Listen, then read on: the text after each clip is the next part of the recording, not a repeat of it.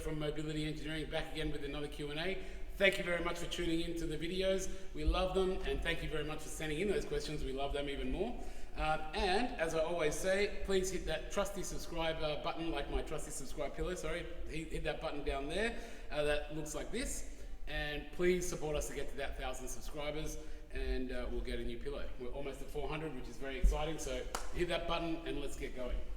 All right, so today's question is on our famous mobility training bench and demo bench. We're at our assessment centre here in Hornsby in Sydney, and we have this set up for you because it's related to the question. So what we have set up is a manual wheelchair without any transport tie-down points. So that's all tied into the vehicle, and we're pretending like this is a transport situation. We have a vehicle.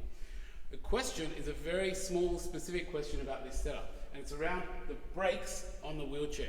So the question says, do I need to engage my brakes on the wheelchair when I'm in transport and my wheelchair is tied down? And effectively they're saying, well, it's already sort of secure. What do I really need to secure the brakes? So there's a couple of angles to this. First and foremost, like we always say, verify and check it with the manufacturer instructions, right? So if this wheelchair manufacturer says do not engage the brakes, then don't engage the brakes. If the manufacturer instruction says do engage the brakes, then you must engage the brakes.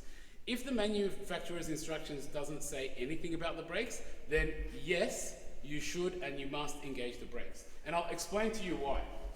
So first and foremost, the brakes are going to provide a extra bit of security. So just having that, whilst it's not a lot in the event of an accident, it's just going to be that little bit of extra restraint and extra security.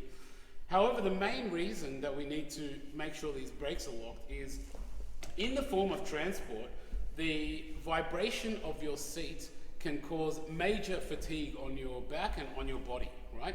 And what happens is if this is not locked, the seat actually moves a little bit more and vibrates a little bit more.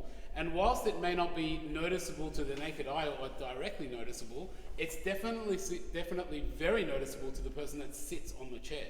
So the more you can minimize vibration and lock things in place, the better it's going to be for the occupant, the safer it's going to be for the occupant, and the better it's going to be for the fatigue on their body and the impact on their body, which then results in safety.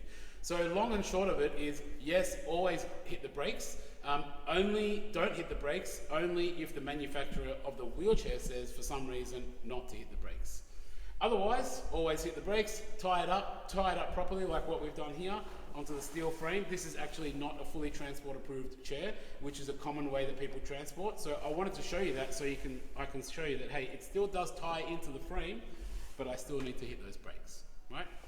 So yeah, thanks very much for tuning in. Another wonderful week of Q&As and a Q&A, and we'll see you next time.